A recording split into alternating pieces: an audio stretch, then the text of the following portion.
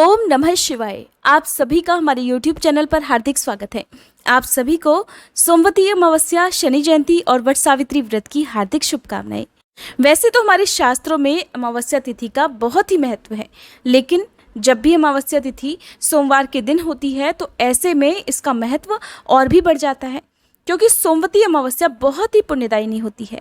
इस दिन किए गए जप तप का पूर्ण फल प्राप्त होता है।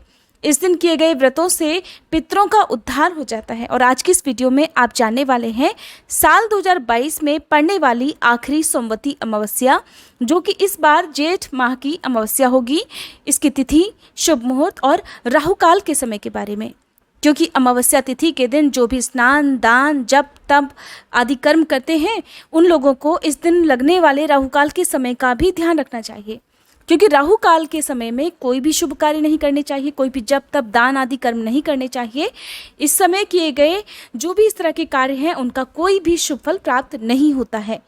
क्योंकि इस बार साल 2022 में अमावस्या की तिथि 2 दिन तक रहने वाली है, तो ऐसे में लोगों के मन में ये संशय भी जरूर होगा कि हम किस दिन व्रत रखें और किस दिन स्नान दान करें।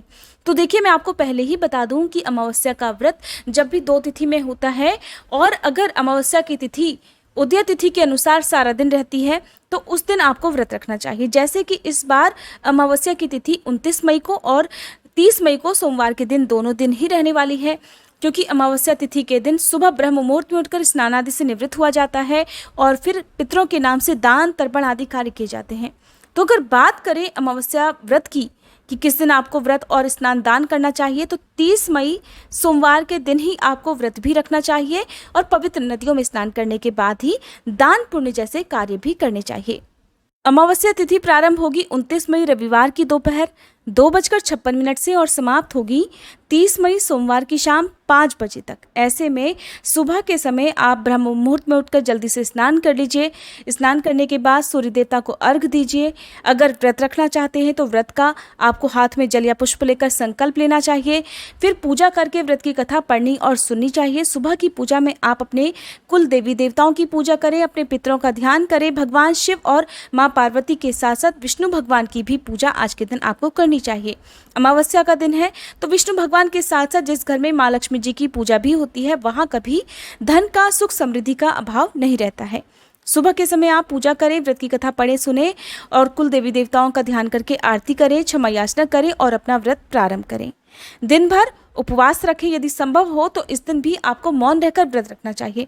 नहीं तो आप कम से कम बोलें, कोई भी ऐसे शब्द ना बोलें जिससे किसी को दुख पहुंचे, किसी को तकलीफ पहुंचे। किसी के प्रति कोई बुराई, ईर्ष्या, द्वेष आपको नहीं रखना चाहिए। ऐसा करने से भी व्रत का पूर्ण फल प्राप्त नहीं होता है।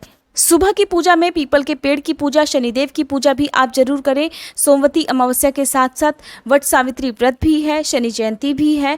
तो वट सावित्री व्रत में यदि हो सके तो बरगद के पेड़ की पूजा भी आपको करनी चाहिए। जीवन में जो भी इच्छाएं हैं उन सभी की पूर्ति के लिए अमावस्या का यदि हो सके तो व्रत रखना चाहिए। नहीं तो आप इस दिन अमावस्या के नियमों का पालन करते हुए पूजा करें और व्रत की कथा जरूर पढ़ें या सुनें। पितरों के निमित्त जो भी श्राद्ध तर्पण आदि कार्य है वो दोपहर के समय किया जाता है। दोपहर को 12 बजे से लेकर 1 बजे के बीच में आप ये काम कर सकते हैं। सोमवार के दिन सूर्योदय का समय रहेगा सुबह 5:45 और सूर्यास्त का समय रहेगा शाम 7:03 पर। अब बात करते हैं राहुकाल के समय की।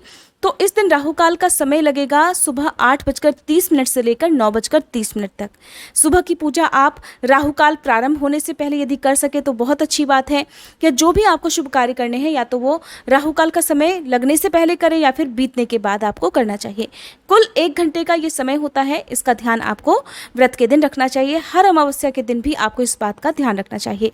साथ ही इस दिन बहुत ही दुर्लभ और जो भाग्यशाली, सौभाग्य प्रदान करने वाले योग हैं वो भी लगने जा रहे हैं, जो कि सुकर्मा और धृति योग है। सुकर्मा योग इस दिन रात को 11:38 तक रहने वाला है और धृति योग भी इस दिन रहने वाला है। इस दिन शुभ मुहूर्त में की गई पूजा पाठ का फल जरूर प्राप्त होता है। आज के दिन संभव हो तो पवित्र नदियों में स्नान करें या फिर घर में ही गंगा जल और काले तिल मिलाकर स्नान करना चाहिए और अपनी सामर्थ्य के अनुसार कुछ न कुछ दान जरूर करना चाहिए। दान की जाने वाली वस्तुओं में आप अन्न, वस्त्र, रुपयों का, जूते, चप्पल, छतरी का या भोजन का भी दान कर सकते हैं। हो सके तो प्यासे लोगों को मीठा शरबत या पानी पिलाने की व्यवस्था आज के दिन करनी चाहिए। बेजुबान प्राणियों के लिए भी आज के दिन पीने के पानी की व्यवस्था करनी चाहिए और हर दिन आपको छत पर भी चिड़ियों के लिए, पक्षियों के लिए छत पर दाना पानी जरूर रखना चाहिए।